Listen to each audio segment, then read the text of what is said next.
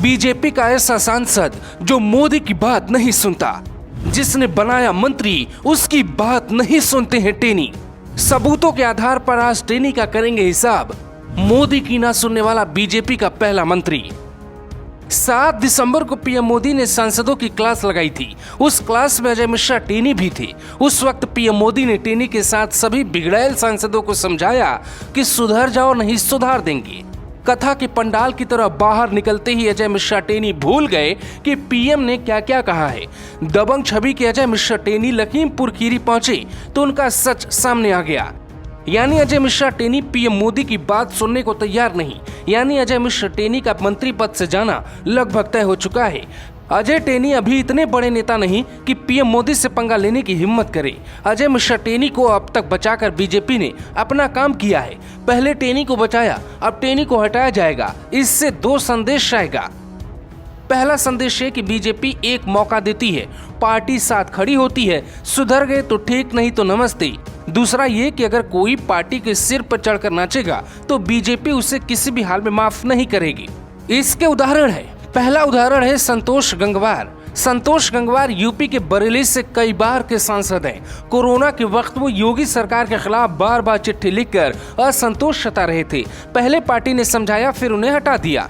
BJP नेता और मोदी सरकार में कानून मंत्री रविशंकर प्रसाद को भी पीएम मोदी ने सुधरने का एक मौका दिया था, लेकिन वो टीवी डिबेट्स में पार्टी लाइन से हटकर एंग्री यंग मैन हो जाते थे, जिससे पीएम मोदी नाराज हुए। फिर उन्हें मंत्री पद से हटाकर सबको चौंका दिया। हालांकि दोनों मंत्रियों की गलती टेनी वाली नहीं थी। टेनी को भी मौका पार्टी ने दिया, अब उनकी विदाई होने वाली है। बीजेपी टेनी को हटाकर ये भी संदेश देगी कि मोदी का मान न रखने वाले की पार्टी में कोई हैसियत नहीं है, और सच पूछिए तो होनी भी नहीं चाहिए। लेकिन समझने वाली बात यह है कि टेनी, जिनका खुद अपराधों से नाता रहा, वो पीएम की कैबिनेट में कैसे पहुंचे और वो कैसे अब तक बचे हैं।